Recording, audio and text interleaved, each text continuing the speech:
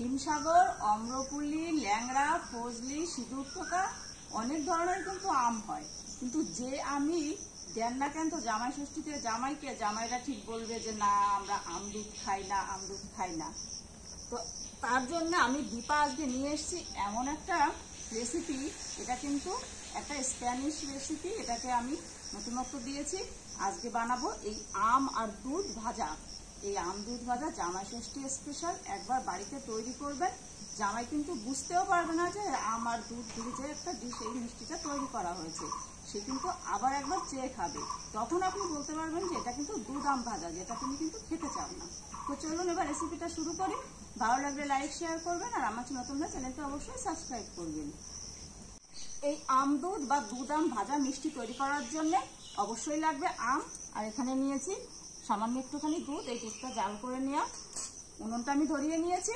প্রথমে কড়াইতে এই দুধটা আমি দিয়ে দেব।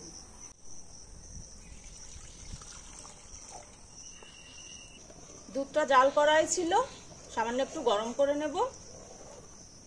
গরম করতে যে বসিয়ে দিয়েছি, এই সময় এখান থেকে 1 হাতা মতন দুধ আমি নামিয়ে রেখে দেব। এটা একটু ঠান্ডা করে নেব।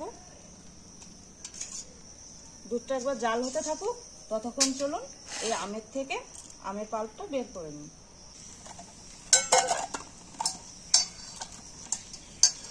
যে বের করে নিয়েছি, দুধটাও জাল উঠতে শুরু করে দিয়েছে। আপনারা আমের পরিমাণ বুঝে এই সময় মিশিয়ে দেবেন চিনি। আমটা খুব বেশি মিষ্টি হলে পরে কম দেবেন।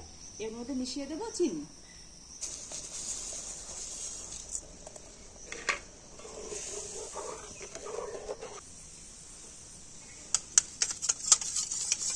এক চামচ কর্নফ্লাওয়ার মিশিয়ে নিলাম। দেখুন এই আম কাঁঠালের সময় বড় বড় মাছিগুলো চলে এসছে। এই দুধটা আস্তে আস্তে এই দুধের মধ্যে দিতে থাকবো, আর এক পাশ দিয়ে হাত দিয়ে এটাকে নাড়তে থাকবো।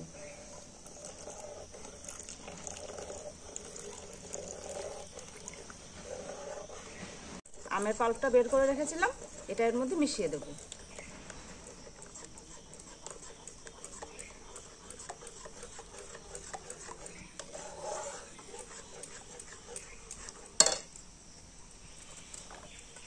এটাকে আর একটু গাঢ় হওয়া পর্যন্ত আস্তে আস্তে নাড়তে থাকবো। আমের পাল্পটা দেওয়ার পর কিন্তু এটাকে অনবরতভাবে নাড়তে হবে। দেখুন এটা অনেকটাই গাঢ় হয়ে গেছে। এবার এগুলো নামানোর জন্য আমি এখানে দুটো এই যে প্লাস্টিকের পাত্র নিয়েছি, এরকম চৌকোনা টাইপের। আর এই যে এখানে একটা বিস্কুটের এই যে প্যাকেট থাকে খোলা, সেটাও নিয়েছি। এগুলো সবগুলোতে একটুখানি আমি সাদা তেল মাখিয়ে নেব।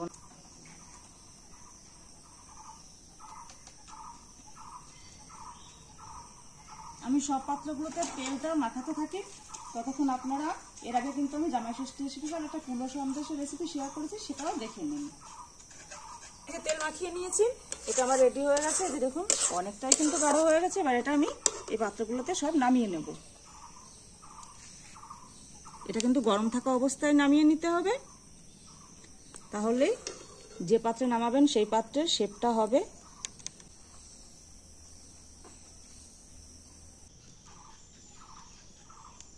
করে দেব যাতে ভেতরে ফাঁকা না থাকে। এগুলো একটু ঠান্ডা হোক ততক্ষণ। এই যে দেখুন এখানে নিয়েছি মুড়ি, এই মুড়িটা মিক্সারের মধ্যে দিয়ে মুড়িটা গুঁড়ো তৈরি করে নেব। এই যে মুড়িটা আমি গুঁড়ো করে নিয়ে এসেছি। এবার পরবর্তী পদ্ধতি দেখাবো, তার আগে এবার কড়াইটাও পরিষ্কার করে নিয়ে আসবো। তো ফিরে আসছি, কড়াইটা পরিষ্কার করে নিই। কড়াইটা পরিষ্কার করে নিয়ে আসলাম। আর এদিকে যে দেখুন এই দুটোই কিন্তু পুরোপুরি ঠান্ডা হয়ে সেট হয়ে গেছে। এবার ঘন্টাখানের জন্য এই দুটোকে একটু ফ্রিজে আমি ঠান্ডা করে নেব। চলে আসলাম পুরো 1 ঘন্টা পরে ফ্রিজ থেকে এটাকে বার করে নিয়ে। এর মধ্যে এখানে দুটো কলা পাতার এই যে থালাও আমি কেটে নিয়েছি। চলুন এবার এই দুটো নামিয়ে দেখি ঠিক কতটা সুন্দর হয়েছে। বন্ধুরা কতটা সুন্দর এটা সেট হয়েছে। বেশি না 1 ঘন্টা রাখলেই কিন্তু হবে, একদম পুরো বরফ বানিয়ে ফেললে কিন্তু হবে না। 1 ঘন্টা এটাকে রেখেছি। চলুন এবার এটা এর থেকে খুলে নিই। দেখুন কতটা সুন্দর হয়েছে এটা। বন্ধুরা এই ডিজাইনটা ছিল, ডিজাইনটা কিন্তু সুন্দর একদম উঠেছে। এটা কিন্তু দেখতে দারুণ লাগছে, এটা কিন্তু এইভাবেও খাওয়া যায়।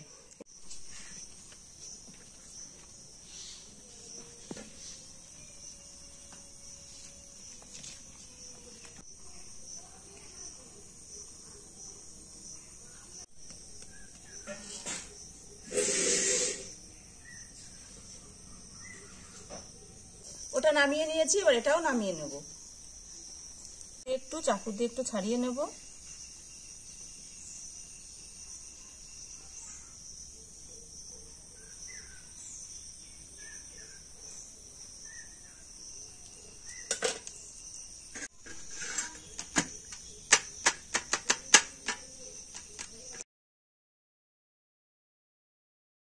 এটা এবার এইভাবে কিন্তু খাওয়া যেতে পারে। এটাকে একটু সাজিয়ে দেব।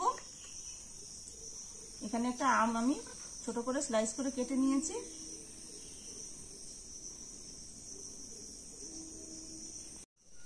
এর উপর দিয়ে একটা 3টে আমের স্লাইস দিয়েছি, দেখুন এর উপর দিয়েও দিয়ে দিলাম।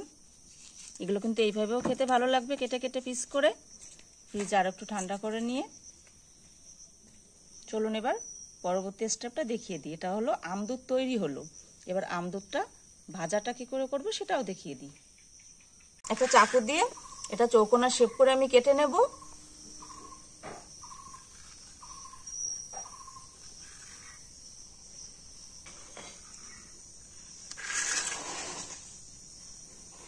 এইভাবে চৌকোনা শেপ করে আমি কেটে নিলাম। আপনাদের যেভাবে খুশি সেভাবে আপনারা কেটে নিতে পারেন। দেখুন একটা তুলে দেখাচ্ছি ঠিক কতটা সুন্দর হয়েছে। এগুলো ফ্রিজে আর একটু কিছুক্ষণ রেখে খেলে কিন্তু এইভাবেও দারুণ লাগে খেতে। চলুন আবার উনুনটা ধরিয়ে নিই। কড়াইতে দিয়ে দেব সাদা তেল। এটা ফ্রিজে রেখে এইভাবে স্লাইস করেও আপনারা জামাইকে খাওয়াতে পারবেন। এটা আমদুধ খাওয়ানো হবে। আর এই আমদুধটাকে এবার ভাজবো। সব এই যে স্লাইস করাই আছে। এবার এই যে মুড়ির যে গুঁড়োটা রেখেছিলাম, ভাবুন একবার আমদুধ তার সঙ্গে মুড়ি, মানে দুধ আম মুড়ি সব একসঙ্গেই হবে। এই যে এই গুঁড়োটার মধ্যে এবার এই পিসগুলো নিয়ে ভালো করে মধ্যে একবার এগুলোকে ঘুরিয়ে নেব।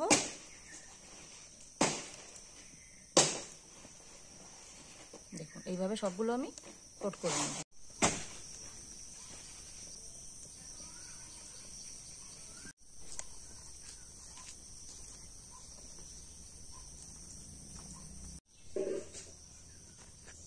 সবগুলো আমের স্লাইসকে যে আমি এই যে ছাতু, মানে যেটা মুড়ির ছাতু, সেটার মধ্যে যে কোট করে নিয়েছি। এবার চলুন একটা ডিমও গুলে নিই। আপনারা চাইলে কিন্তু এইভাবে ওটাকে ফ্রাই করতে পারেন যদি ডিমটা অপছন্দ করেন। ডিমটা গুলিয়ে নেব।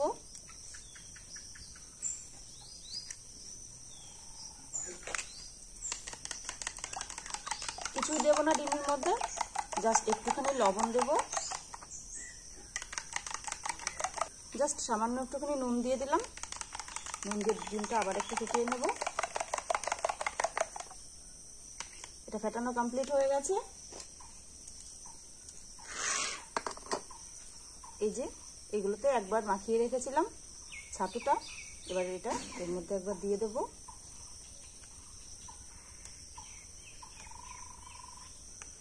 দিয়ে এটাকে আর একবার ওই ছাতুর মধ্যে দিয়ে এটাকে ডবল কোট করে নেব।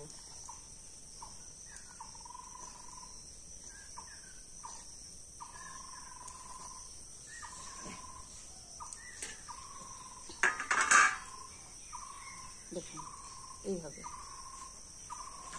আবার একটা দিয়ে দেবো ডিমের গোলার মধ্যে।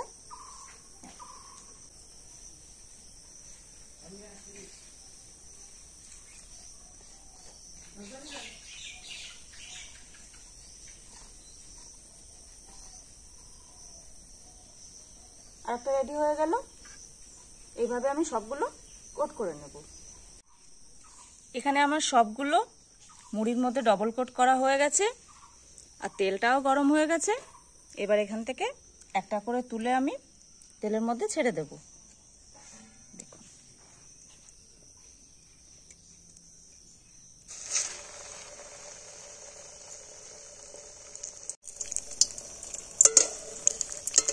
খুন্তি দিয়ে একটুখানি উল্টে দেব।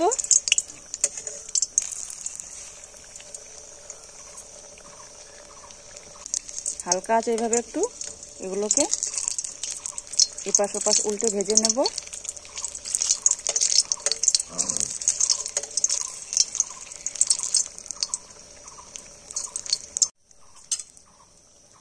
একটা আমার ভাজা হয়ে গেছে, এটাকে এবার তেল থেকে তুলে নেব।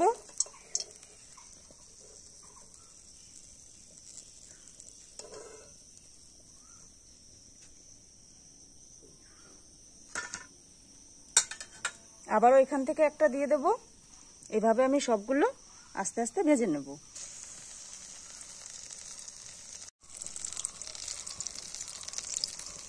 এইবার একসঙ্গে কটা বেশি করে দিয়ে দিয়েছি।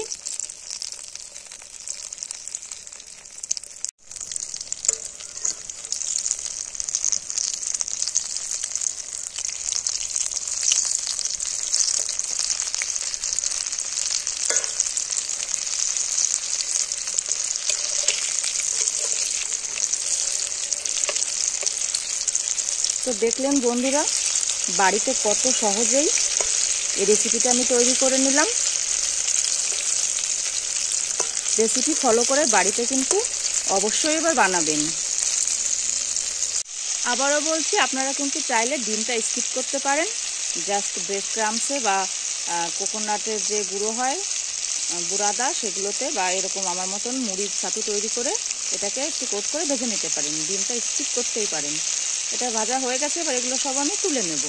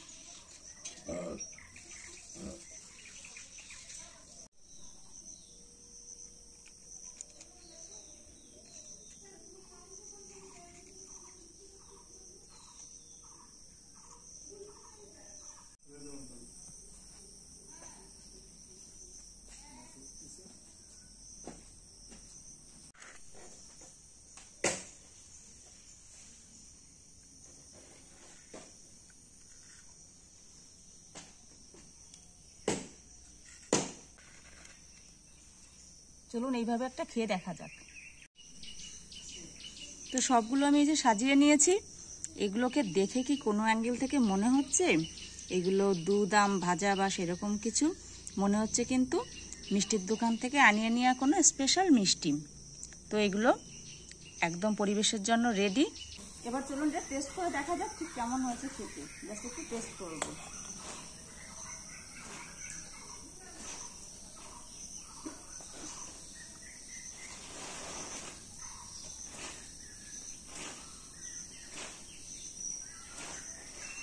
এটা কিন্তু দারুণ হয়েছে খেতে। আপনারা বাড়িতে অবশ্যই একবার ট্রাই করুন। রেসিপিটা ভালো লাগলে লাইক শেয়ার করুন, আর অবশ্যই চ্যানেলে নতুন হলে চ্যানেলটা অবশ্যই সাবস্ক্রাইব করুন। ষষ্ঠীর আর একমাত্র দেরি নেই, খুব তাড়াতাড়ি আসতে চলেছে ষষ্ঠী। সেইগুলো বাড়িতে আপনারা ট্রাই করে এবার জামাইকে খাওয়ান, আর খেয়ে ঠিক কেমন বললো কমেন্টে কিন্তু আমাকে অবশ্যই জানাবেন। দেখা হবে এরকম নতুন কোনো রেসিপি নিয়ে আর একদিন। দেখতে থাকবেন দীপার রান্নাঘর। সবাই ভালো থাকবেন। নমস্কার।